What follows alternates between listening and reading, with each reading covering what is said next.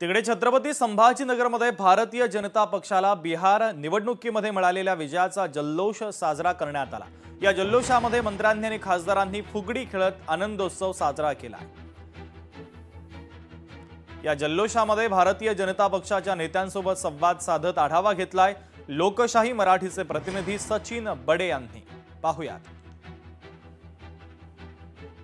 छत्रपती संभाजीनगरमध्ये भाजप जल्लोष करते। या ठिकाणी पेढे भरवले जात आहेत आणि पेढे भरून जो आहे तो उत्साह साजरा केला जातोय। आपल्या सोबत स्वतः मंत्री या ठिकाणी अतुल सावे आहेत, जाणून घेऊयात। विजय गुलाल तुमच्या अंगावर पडलाय, काय सांगा? आज बिहार मधल्या निवडणुकीमध्ये एनडीएला जे आज आम्हाला आमच्या महायुतीला भरघोस यश मिळालेलं आहे आणि हे माननीय मोदीजींनी केलेल्या कामाची पावती म्हणून आणि ज्या सामान्य जनतेचा विचार करून देशाचे पंतप्रधान नरेंद्रजी मोदी साहेब काम करतात आणि त्याचीच ही पावती तिकडच्या सर्व नागरिकांनी दिलेली आहे। इकडे जल्लोष साजरा केला जातो, काय सांगाल?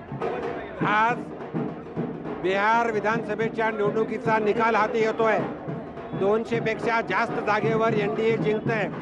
याचं एकमेव कारण जर असेल तर देशाच्या जनतेचा विचार करून प्रधानमंत्री नरेंद्र मोदीजींनी आणि गुजरात आणि बिहारच्या सरकारने जे काम केलं, जनतेच्या विकासाची जी कामं केली त्याचीच ही पावती आहे। आपण पाहता या ठिकाणी विकास कामांमुळे जल्लोष केला जातोय, यश प्राप्त झालंय असं स्वतः भाजप नेते बोलतायत। सचिन बडे, लोकशाही मराठी, छत्रपती संभाजीनगर।